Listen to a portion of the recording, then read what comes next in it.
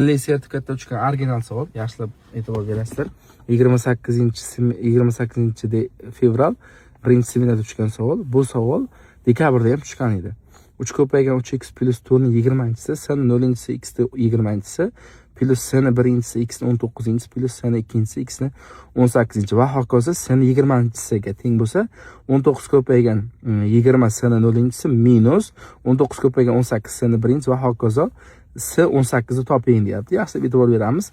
Bundan 2 marta hosil olsak, e'tibor bersak 20 oldiga tushadi. 20 ko'paygan 3 darajasi 3x plus 4 ni 19-si bo'lib turib, yana ichkaridan ham hosil olamiz.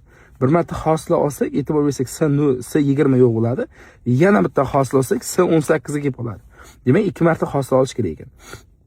Yaxshilab e'tibor beramiz. 19 ko'paygan 20 ko'paygan 3 ko'paygan 3x plus 4 darajasi 18 ko'paygan 3 yana ko'paygan 3 bo'ladi.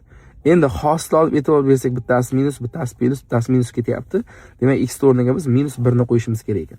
Minus 1 ni qo'ysak, bu yer 1, 19 20 ko'paygan, demak 27. Bunda javob ne chiqqan edi? 10260 mi? 10000, demak 10260 degan javobimiz to'g'ri chiqadi.